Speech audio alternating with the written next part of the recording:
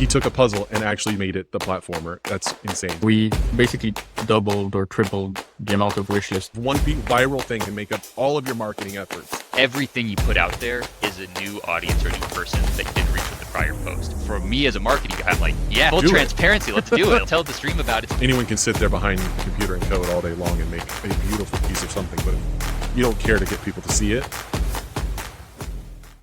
You ever play a platformer and you think, what if the levels itself was the puzzle? Not just navigating obstacles or solving little side puzzles, but the entire world, every platform, every pathway was something you had to piece together yourself.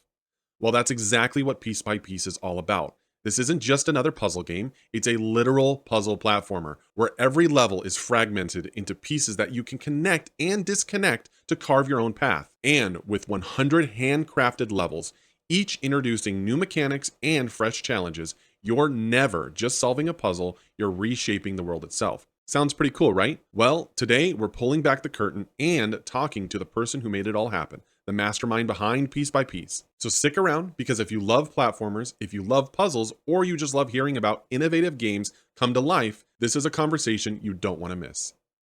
I saw it and I couldn't believe that, like, you took the literal puzzle platforming to a absolute literal take that I didn't think was even possible.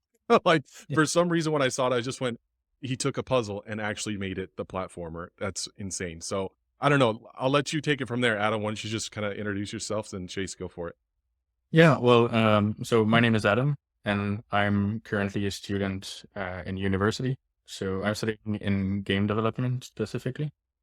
But on the side, with some of my friends, we've been working on a lot of projects, doing a lot of game jams, and Chase Clayton. So I have built a career for myself in like the product marketing space, more of like tech corporate marketing. But I have always had a passion for gaming, and chose probably the worst time to try to get into the games industry the past few years, but have worked as a marketer for a lot of indie game studios or small studios just trying to get their feet under them. And yeah, came across Adam and his game shortly after they won the game jam, and gave them kind of a hard pitch of why they should work with me, and trying to take the whole game to the next level. So yeah. What specifically, like, what game jam did you attend? Had you been traveling, or have you just been like witnessing game jams and you saw Piece by Piece and you're like, okay, that's the one, now I need to make a jump? It was actually on Reddit. I was familiar with Newgrounds, which was the game jam that they had won. It was, what was it, Wonder Jam, like 2024. It was a game jam that was organized actually organized by our university, and which then all the games were hosted on itch, not Newgrounds. Oh, okay. Yeah. But yeah, basically yearly, or actually twice a year, they do a game jam with everyone who's studying in game development. And it's just like a fun event, which that time happened to be we didn't actually go there because it was hard to, I guess, make everything work with everyone. But most of the time they asked everyone to actually be there, and it's just like a huge fun event where everyone tries to make the best game they can, and that's up, we won that one. Yeah, and so then he posted on Reddit, and I had been, like scouring it was like indie games or indie gaming subreddit, something like that, and was like, it blew up. I forget what the post actually went to, but it appeared on like my home feed at like 50 upvotes. I was like, I gotta send this guy a message, because this is like, it's just one of those things, like you said, the second you see it, you get it, and then your mind just starts to trail off about what else you could add to it to just make it like a full, what it could be at a full blown game. So yeah, I was like, I have to reach out to this guy. No, absolutely. So like, as far as, because obviously you guys just did Steam Fest, right? Or we did the Next Fest. I'm sorry, Next Fest. Yeah, about a month ago now, I think. Yeah, a little over. Yeah. How'd it go? I don't know. I mean, I don't know. I'm curious to you, but I feel like it went really well. I mean, it's a pretty competitive event. Right. The way that it works, for like people that don't know how Next Fest works, is like the first few days, basically anyone that gets into Next Fest, you get almost guaranteed equal visibility or equal impression account across your demo. And then they start to skew towards the high performers near the end of the event. And we had a couple of things going for us in terms of like social media attention and some press attention. Some curators picked up the game and like gave us a little like recommendation. And so yeah, I think we averaged around like 200 wish lists a day approximately. We ended around 3,000, but some of those had come in prior to Next Fest. But it was a great event, and then it helped get us a lot of attention, just to help carry our momentum into the full release. But yeah, Adam, what do you think? And obviously we didn't have like any prior experience to compare it to, so we didn't really know how well it actually went. But according to what I've seen, like it went really well. Like compared to a lot of other games I've seen, like it's always been received positively, which was great. And we basically doubled or tripled the amount of wishlist just from Next Fest alone, which is obviously like incredible. It's the biggest like marketing success technically, even though we didn't actually do the marketing for that part for the game. Well, it definitely catches you. Like I said, you're sitting there, and like I just said earlier, which is like you took puzzle platforming to a literal aspect, which you didn't even think about, and so like it definitely catches you when you see it.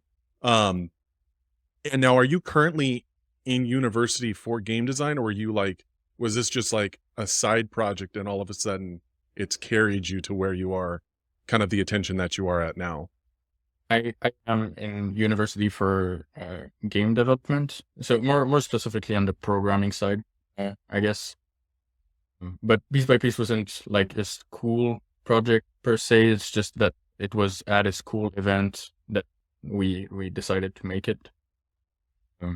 But yeah, it kind of led us there indirectly, I guess. But we do game jams all the time with my friends, because it's like, as an indie developer, it's honestly pretty incredible how much you learn during a single game jam. You learn like a few months worth of like training and reading documentation and watching tutorials in basically 48 hours, which is why we do them. And also because, we love game development, obviously. So it's always fun, and we always try to win. We don't always win. When we do, it's great. And for this one specifically, there was also like a cash prize, which we were very proud to receive, and it was a super fun event. That's so. Is it just you as far as development? So before Chase forced his way into your group, was it just you, or did you have like a couple other people that you had been working on this beforehand? Well, actually, our roommates with a few friends I've been friends with since high school, and we've always like aimed for doing professional game development. And through the years, we participated in as many game jams, as many projects as we could.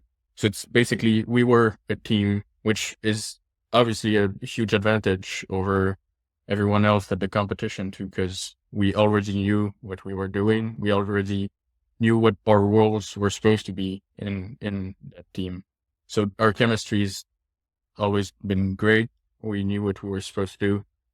And I think, partly that's why the game worked so well, or why we were able to execute it so well. When it's one of the things you said that I thought was interesting in some of the questions earlier that I asked you, was just like making a game without any sort of limitations. Like when you first started kind of like designing piece by piece, did you notice the scope starting to kind of get out of reach? And how did you figure out how to like reel that back in? Well, we get some kind of like a sense of how big we can really, how big we're able to make a game before it gets out of scope, when you do as many projects as we have. But basically the main thing is try to pick a single thing and do it incredibly well. and it's probably gonna work. 'Cause when the idea was suggested by I think my friend Philip, who's not he's not in this call, but when he suggested what about a game where the world is made of puzzle pieces, I pretty much instantly thought, yeah, that's an incredible idea, but it's going to be incredibly hard to actually make on the programming side, mostly because I've never done anything like this, and there's not a lot of reference for anything similar. So yeah, we do this, but I'll do the puzzle piece connection logic or programming thing, and I won't be doing anything else because that's going to be the focus of this game jam.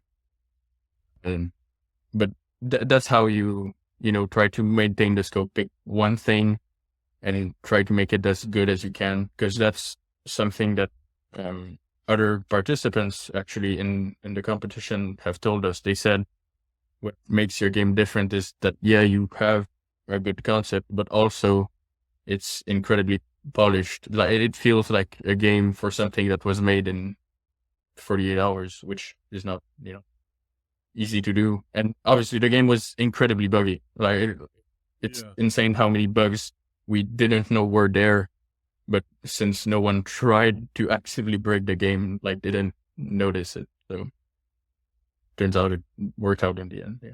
At what phase during the development did you show up, Chase? Like how long have you guys been working together? That's a good question. I guess I don't know. I mean, did you guys continue to or develop the game, Adam, after the game jam, or like where did I come in actually? I think I think we did like a day one patch or something for the most obvious bugs, the most game breaking ones. But then we stopped working on piece by piece. And the thing is, we actually did plan on like trying to start seriously getting into game development. But our focus was not on piece by piece at all. It was in another project that we had already made for a college finals. And it was like something completely different. It was like a platform fighter with destroyable terrain and pixel physics. And then we like almost tried getting into this. Like, we did all the prep. We created, our Steam page. We created our studio name and everything. But then Chase, that's where Chase came in basically and said, "Yo, that game that you just made looks really interesting." And we were like, well, I mean, we were already going to make a game. We're not too attached to the old game that we already made. Might as well, if someone's interested, might as well make this new one. It's so funny because it's like you're already working on a project and somebody said, "Hey, that game's cool." You're like, "Okay, I guess we'll work on that one." Yeah. That's what it sounds like. Yeah. Is that about right? Yeah, well, it is. And like for a few months after Chase started working with us, you could still see on some spots of the Steam page, like the old game name that we just forgot to replace with piece by piece. It was called Collateral Damage, which, wow. Yeah. And like now it's not, we don't really plan on releasing it anytime soon, maybe in a future project or something. But So yeah, it was I guess right time. I mean, right after that Reddit post hit was kind of when I slid into the DMs, and I just kind of did my best to sell them. Offered to not a ton of money, but basically was like, I'd invest $2,000 just to help get you guys something. I mean, the game could be expanded into so much, but like with $2,000 versus $0, you're able to replace placeholder assets or placeholder sounds and start to like actually get custom art made, and or allow them to focus more on other pieces rather than trying to like source all this random stuff through like Creative Commons licenses. And then they were able to, Adam was able to explore like dynamic lighting or visual effects or like other little and new mechanics. And so and then it allowed me to just like go through every possible motion of like bringing a game to market, going through like an influencer strategy, even at like a small scale, or press, working with like media outlets. Ryan McCaffrey responded to my email within like 15 minutes, who's the senior editor of IGN. Oh, wow. And then all the social media and every other kind of pillar of marketing was just an exercise for myself to go through, so that I could say like, hey, I've done this before when trying to meet with other people, but then it just started to get a bigger and bigger project for piece by piece. Yeah, it's a wild being an indie dev. It's crazy. You post stuff on Reddit and you're trying to get that exposure, and most of it misses. I would say probably 90% of it misses. And it's this is one of the things I've told some other people too, is like, one piece of content, one thing can make up for viral thing can make up all of your marketing efforts. And it's and that's what it kind of sounds like. This is what kind of happened with Piece by Piece.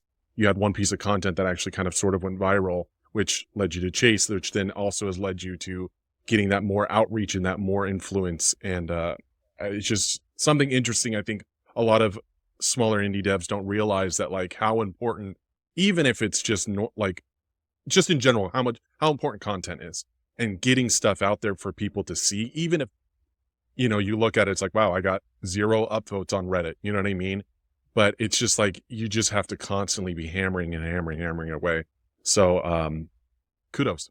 There's that thing I was just at GDC, and then I was scrolling through a bunch of our like DMs on Discord just to refresh my memory of like the early days of getting started last year.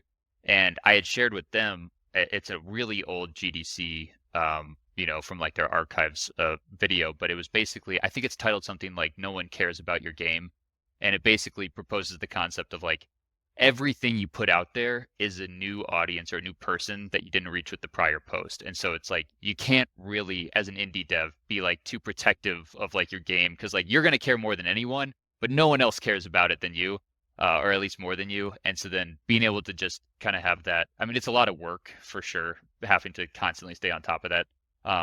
But you should never be, I mean, even just posting the same thing at times, as long as it's kind of spaced out appropriately, like, you're reaching a different person that probably didn't see it the first time. So, yeah. Oh, 100%, 100%. And like, so like, just talking a little bit about myself for a second, like, as far as promoting like our own game, it's just like, we have so many different areas and ways that we're trying to promote and just generally get exposure. Like, it's kind of behind the curtain. This is what this show is also a little bit about, is getting a little bit of exposure for myself selfishly, but also, helping you guys out too.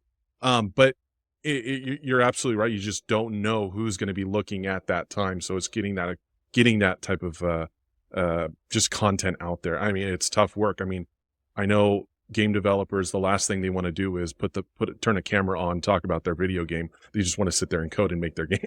Yeah. So, I congratulate you, Adam, for getting in front of the camera and actually talking about it. I mean, it's not. I know my stuff about my game, so I can talk about it. Yeah. So you said earlier, like, I'm sorry again. Forgive me. It was to you and to 2 other people that.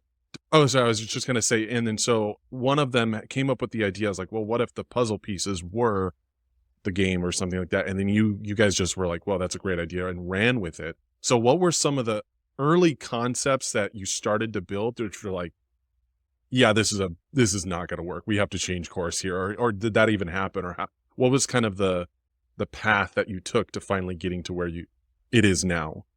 Yeah, well, we came up with puzzle pieces relatively early, but the idea originally, when he suggested puzzle pieces, was that the world is made of a lot of small little puzzle pieces that you can move around to create platforms, instead of you living inside of puzzle pieces, which is something that we kind of like switched to pretty quickly, because having the entire world be puzzle pieces is for one, it's way out of scope.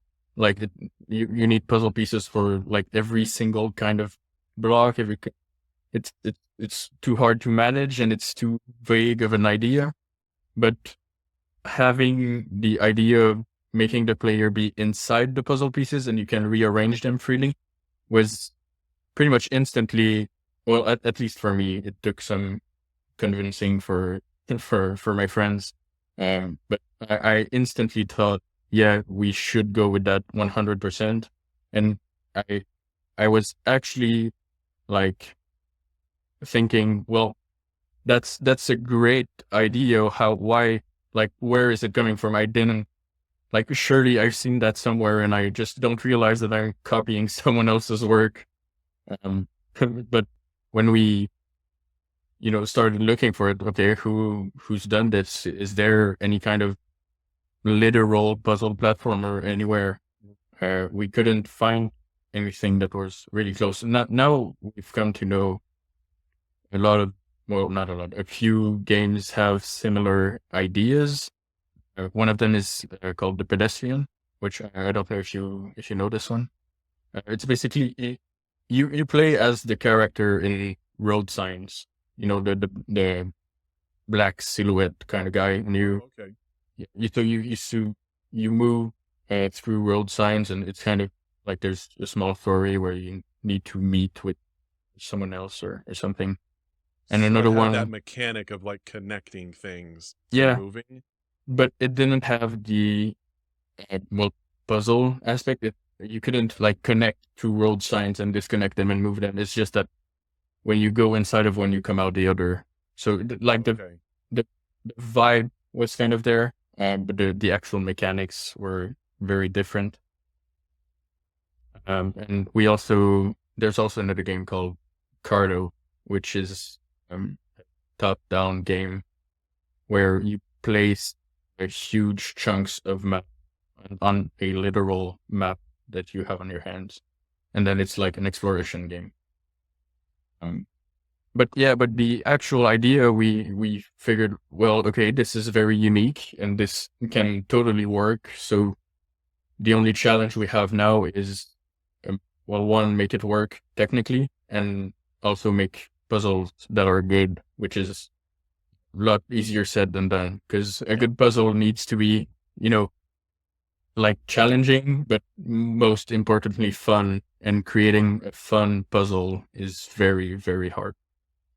It makes me think a little bit like, and you tell me if I'm completely wrong. It makes me think a little bit of like Portal, like you out of that box thinking where you're just like, when you first played Portal, you're like, whoa. Like, I don't know if you guys played it before, but like that game like blew me away when I first played it. But it has that same kind of like thought, like when you solve a puzzle or like when you're trying to solve a puzzle, it's like incredibly fun.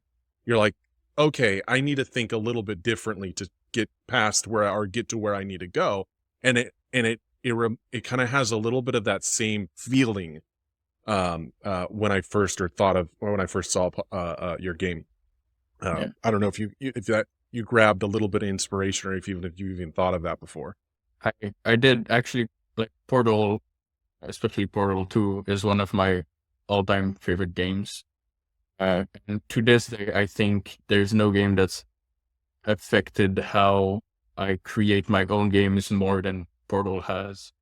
It's, like I said, it's one mechanic. It's just portals, but it's incredible. And you instantly understand what you have to do, what you can do. And most importantly, you instantly think, what are the possibilities? Like, give me the portal gun. I want to see what I can do. Give me the power to do these things. I want to explore for myself what's the limits of that game. And yeah, Portal is I think it's the best puzzle game of all time. And it's most likely my biggest source of inspiration, even though like there's nothing like actually related. There's no, well, there are portals actually in pieces like these, but that's funny. Yeah, it's not, but it's not like that. The core game mechanic is completely different, but right. The philosophy of the game is like something that I really admire about Portal, and I try as hard as I can to, well, not copy it or follow it, but that's where I take most of my inspiration. That's crazy. You make me feel like a clairvoyant or something. Yeah. I got inside your head. You didn't even realize it. Um, but no, I mean, it really did. Like I said, I saw it, and it made me really kind of because you very much very Portal. You have to think a little bit outside the box, and Yeah. you have to Think with think. portals, that's Yeah, so. and so it very much. I had that same feeling when I saw it, and so yeah, that was really cool. I wanted to go back to something you said. You actually just kind of touched on it a little bit, but is like what you're just saying is like focusing on like one thing and making it more or less perfect, like perfecting that one thing. Like if you were to describe that one thing about your game, like what was it? What was that one thing you were trying to just be like, I'm gonna be the best at that one thing?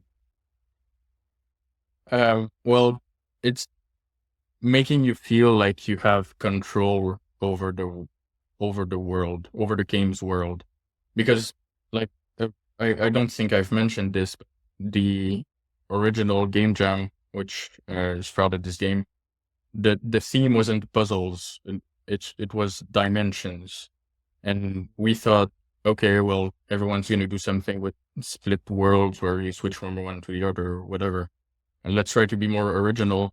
How about spatial dimensions? How about something where you can control the actual world around you?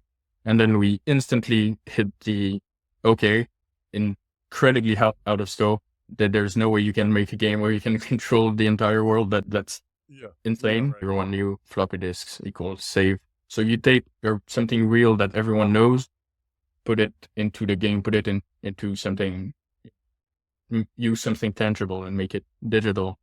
So we thought, okay, what's a physical object that you can manipulate however you want, that you can rearrange as spatial dimensions? So I thought like Play-Doh, but that's very vague and weird. And then that's when my friend suggested, well, what about puzzles? And that's where we went from. And then so far, how's been the feedback from obviously Chase and I love the game. We're shocked when we saw it and we're like, oh my god.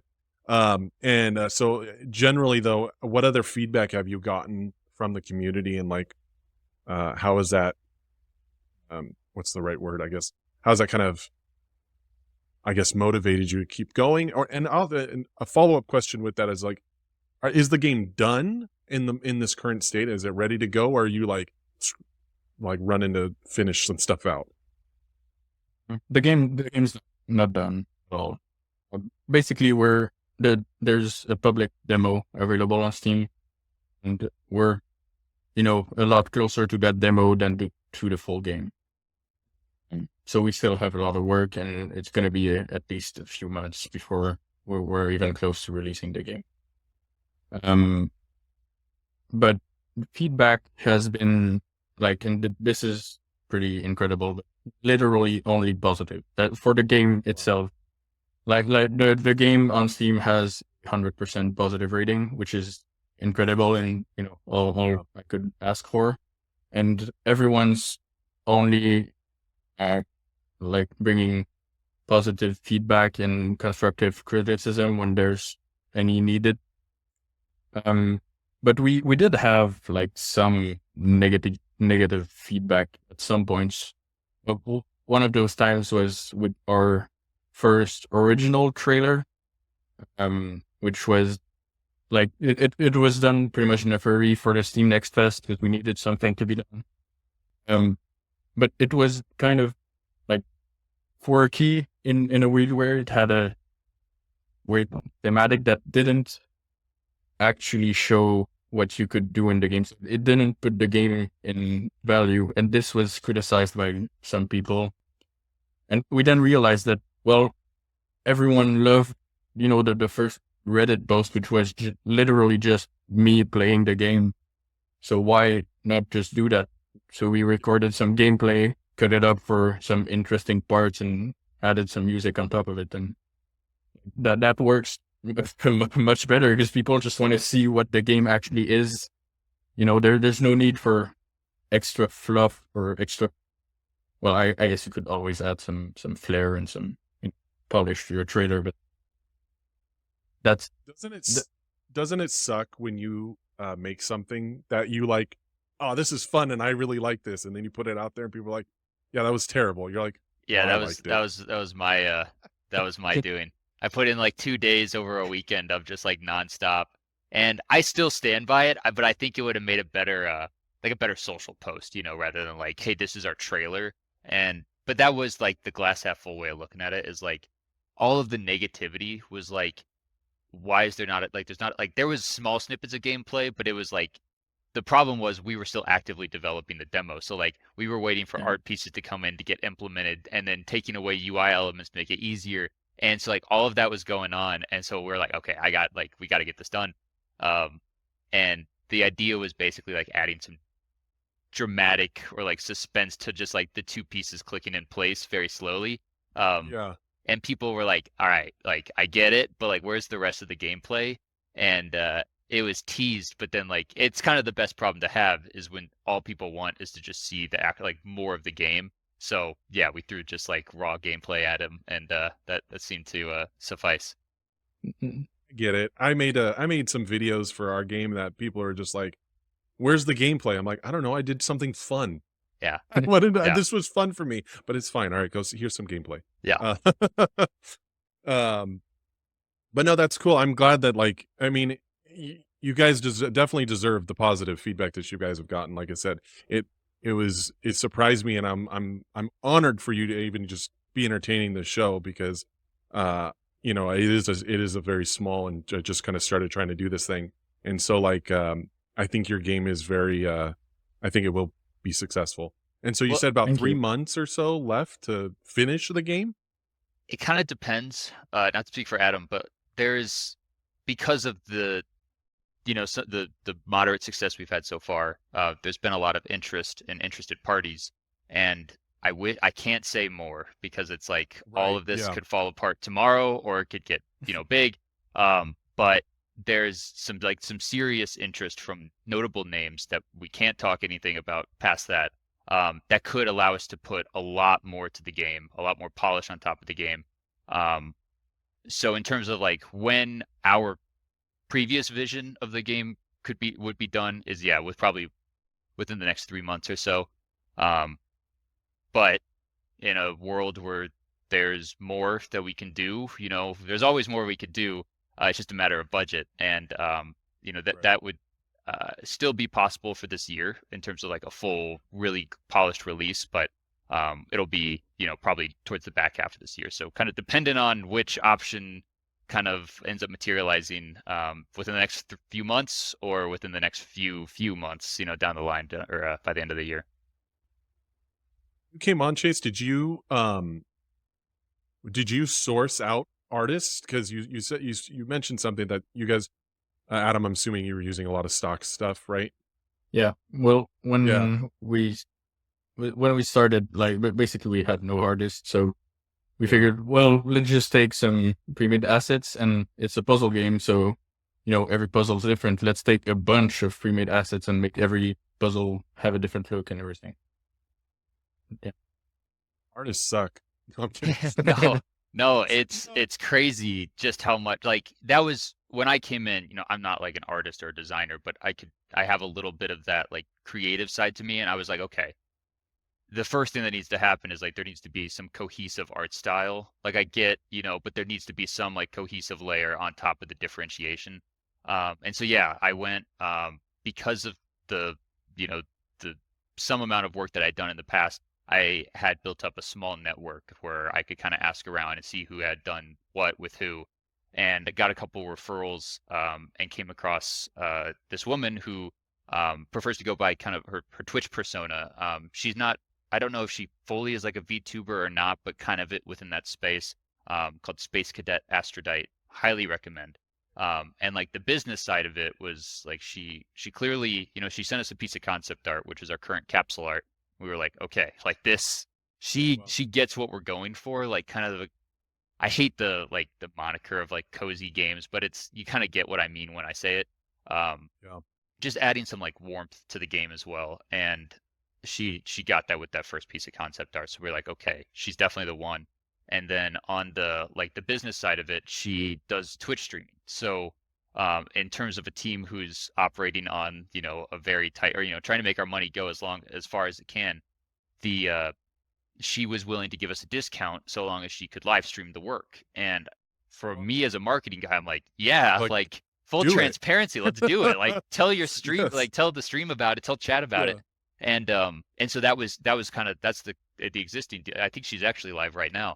And Oh, is wow, working on crazy. our current robot theme.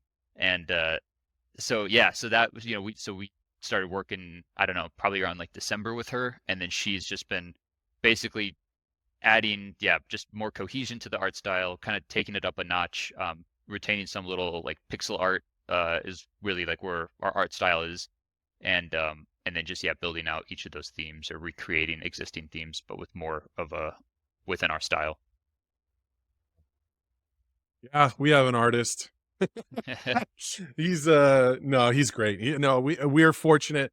So like I said, I'll go back. I'll just talk a little bit about ourselves. But like we're a group of like 5 guys, and we all kind of have our own little semi-designated roles. But yeah, we have an artist, and he's really good. When we just had to basically go back and redo all of our key art because we're just like, it's just not working. People aren't getting it, and so that has been a challenge. It's crazy. Not Yeah. not in his side. He's great to work with, but in the sense of like just going back and looking at everything and just being like, it's just, we got to up it. We just got to up the ante. And have Yeah. you guys had that issue where you kind of seen it and been like, we got to go, we got to do more in this particular aspect? It could be, the art, it could be the code, it could be the gameplay, it could be just like, I don't know if I'm explaining myself well. Maybe you can just try and answer the little bit of nonsense that I said. I think like from my side, the logo was probably the first thing where we were like, we need to kind of come back to this. And I thought she did it. Like the current logo now fits a lot more within like it's got little puzzle pieces, and there's like that's kind of what some of the font is. And previously it was just more like almost looked like kind of Lego blocks or something in terms of like what the Yeah, it looked it like wasn't bad, but it didn't fit really well. And I don't know, Adam, what about you? yeah. Well, I'd say the logo too was like our first itch, because the first one looked very toy like it looked like it's some kind of toy company, which like I get it, like it's a puzzle game, but also it's a video game. It's not like a literal toy for children. And yeah, just art in general, not because the art was like insufficient, but mostly because sometimes when you're coding, you have very specific requirements for like whatever the resolution or the number of colors you need, or like, and it just, having back and forths, it's part of the process when you're working with anyone else. But on the coding side, it doesn't happen so much because I don't have like back and forths with myself. But there's, when I see something that I don't like, sometimes, I ask the rest of my team, because that's what they're here for. They're coders too. They know how to make games, and sometimes there's a specific feature that we'll throw around back and forth and just try to figure out what's the best way to handle something. And sometimes it's like so stuff that is so, at the end of the day, so inconsequential. Just, we have a specific vision in mind, and sometimes it's hard to change it. For example, one of the game mechanics that we're working on right now is being able to rotate some of the pieces, which is like, with the mouse wheel, you can turn pieces. And this, we're not like discussing, do we add this? Because this seems like it's such an obvious feature, and it sounds like, okay, this instantly makes every single puzzle a lot more interesting. But the tiniest thing we were arguing about was, okay, well, when I use my mouse to scroll and turn the piece, should it turn in 90 degrees increment, or should it turn in 1 degree increment? And we spent like literal hours arguing about, well, no, because then they feel more freedom by rotating the piece in 1 degree increments. And the other guys, because I was arguing for 1 degree increments, and they were saying, well, no, that's stupid. No one wants to increment by 1 degree. And yeah, it turns out they were entirely right. And so we did it their way, because it's better, but like doesn't even matter at the end of the day. Yeah. I so get it, man. We were arguing. Me and this past week, I was arguing with the other devs on my team about how eliminations or kills should be tallied, and it was so stupid. It was such a dumb argument. Like, and for some reason, he didn't want to move off his hill, and I didn't want to move off my hill. And we were just bickering about like, okay, well, it should be like this. And he's like, well, and then I was like, well, that's an assist technically. It was so dumb. But I get it. Like you have these arguments and you think they're so important in the moment. And then once you like take a second, walk away, come back, you're like, it doesn't matter. Like it literally doesn't matter at all. Like for me to even be trying to force this issue. And so, yeah, the fun of working on a team, as they say. What about assist counts as kill? We basically eliminated assists, and anytime anyone's doing an ability and the player dies, you just get a kill. That's what we ended up going down the route, where it's like everyone just gets a kill. Like Oprah, everyone gets a car. So Nice. that's what we ended up doing. So, which is funny, you just brought up, you were just talking about how you were getting in that argument. I was actually going to ask you, how have you guys solved disagreements, and how does that play into some of the things that have, I'm sure you like, I want to have this type of puzzle piece. Well, I want this one. Like how's that gone down with you and the other devs? Well, I mean, it doesn't happen like super regularly, but there's a few ways to go about it. One of them is like, if you have an idea and you think it's better than the other person's idea, like I'm sure like it's not the healthy way to go about it, but you can just kind of brute force your way by you implement it and then you show it to them and you say, this is what I thought it would be.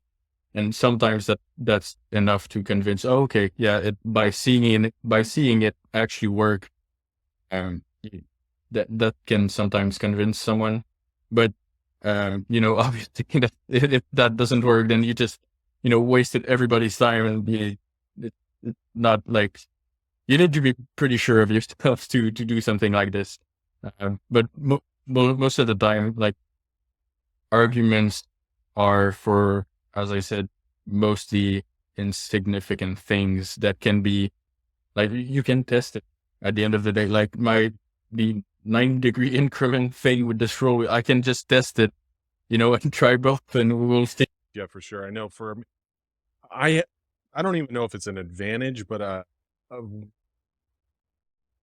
one of basically my best friend is like the designer of the game.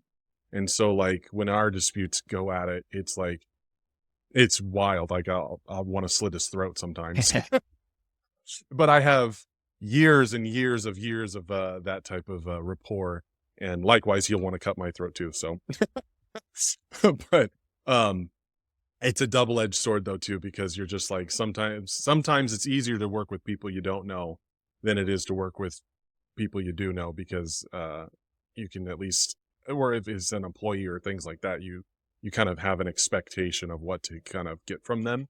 Or if a friend, you just want to sit there and fight each other sometimes. Yeah. But how many game jams had you previously done before Piece by Piece had kind of taken off? Well, we've only ever done one game jam after Piece by Piece was done. But before we made Piece by Piece, I think like maybe 10, 12 game jams. Wow. Which is what I think you see on my screen right now. That's like the list of games that we've made beforehand. And obviously, most of them were lost in the sea of many games. Some of them have been notable enough to win game jams or get on the podium, or we've been on a winning streak recently, which is really cool. Because the game we released after Piece by Piece also won the game jam, which is it's still the same game jam, because they do it twice a year, and so yeah, I'm pretty sure we're gonna start gaining a reputation. They're gonna start sending hitmen for the game jam. This one's at your college, though, right? Yeah. Yeah. But some of them are like school organized. Like we participated at 2 game jams at university. Before that, we participated at 3 game jams for something called CJEP, which is like a college between high school and university in Quebec. And most of them were actually like fully online game jams where thousands and thousands of people can join, which is obviously a lot harder to, actually make something that gets noticed by anyone. But we never got we never won a game jam with 10,000 people participating, but we always tried to make something in them, because it's just you just need to have one free weekend and you get months of experience and the game, and it's fun. It's like a fun experience where you're super tired by the end of it and you never want to code again, but you feel like you've achieved something, so if you manage to make the game, because sometimes you don't. Sometimes things just fall apart in the middle and you're left with husk of a game. Well, it's just making the game itself is an achievement on its own. So that's why we're not too worried about we're not going to do this one because there's 5,000 people and we're never going to win. Gets you prepared for crunch culture too. Because with the one of our teachers actually just gave us a class, because this is a program about game development, and he's also working in the video game industry with big studios, and he was giving us a class about crunch times, how that's thing we need to prepare for. And then the next week he said, well, okay, class is canceled, I'm at crunch at work. Okay. And that's awesome. That's oh man, that's crazy. I think it's cool though, because it's like there's so many people that make games or are starting out, or solo dev teams or things like that. They'll make one game and then they'll be like, okay, it failed, I'm not doing this again, or whatever. And I think it's interesting, and actually I think it's cool what you did. You guys have decided to be like, oh, we're going to do the game jams. Obviously that's hyper intense in those moments, but at least you have a beginning and an end and an objective. And I think putting yourselves on some form of a guardrail instead of just wide open space and saying, I'm going to make a video game. I think some people can kind of learn from that type of experience to say, okay, I'm going to hone down and really focus to get this one piece of product out there, and how much you learn within that time. And for you, it took 12 about 12 game jams for you to finally hit, what I'm going to call a home run at this point. You know what I mean?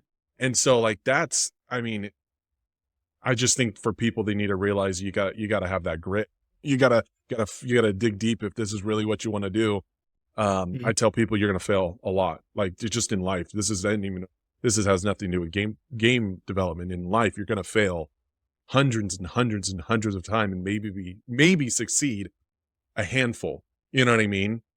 And so I think it's really cool. I'm not saying that your game jams were failures. I'm saying, you know what I mean? Well, that's what I was about to say is like, there's what the hell? some home runs in there too. Like Yeah. if you have a link dump or something, you got to include his itch profile because there's like Okay. some seriously like where we've been talking, we're like, all right, after piece by piece is done, we got to revisit some of these like these itch demos and see what That's else is awesome. like is sitting here because um I forget it, what is it called, code break or code breakers? We were Yeah, just talking about Codebreaker. this, yeah. And then wasn't collateral damage one of them as well? Yeah. Or that was Uh, okay, yeah. But yeah, there's some funny ones too. Dog of Duty is one of those in there. Um, but yeah, like it's also just like you can make a home run, and there's a lot more that goes into just bringing a game to market than just making the home. As sad as like it sucks as much as that sucks, like it's you can make a great an award winning or a game jam winning game and still not have the ability or whatever to bring it to market. Sometimes it feels like, making the games the easy part. Even yeah, Oh, even making a good game is, yeah, it's fun. It's dare I say it's fun games. Like that's what I want to do. That's not what's needed for a game to be successful. You need more than that. You need like sometimes you need luck. Like a lot of successful games have been, just lucky. Like Among Us, at some point, years after the game was released, one guy streamed it, and suddenly now it's a huge, massive game. And sometimes you need just a lot of consistent hard work in trying to spread the game every chance you have to. You have to as many people as you can. getting people to care about your game is the hardest part by far. Or getting Yeah. people to care about anything you do is the hardest part by far. Uh, Anyone can sit there behind a computer and code all day long and make a beautiful piece of something, but if you don't care to get people to see it, I mean, then no one's going to care. Yeah. Basically, just tell me where you can get your game, when you can get your game, and just kind of all the details about your game, where you can find yourselves, all the socials, all the fun stuff that people are going to want to know about. Can find us on Steam is the most important place. Wishlist the game, play the demo, leave a positive review, hopefully, at Piece by Piece. Then there's also piecebypiecethegame.com. We are actually have a call right after this to talk about a new website rollout that we're about to push. And then in terms of socials, we are on most social platforms, ebbing and flowing in terms of like consistency of posting. But as now that we're turning more into like production of the game, you're going to start to see a lot more like work in progress types of social posts, less like true marketing of the demo. That's TikTok, YouTube, Instagram, Blue Sky, Twitter, Threads, and then uh, as well as Adam's Reddit. Sweet. Well, right on, guys. It's been fun. Thanks, Adam and Chase.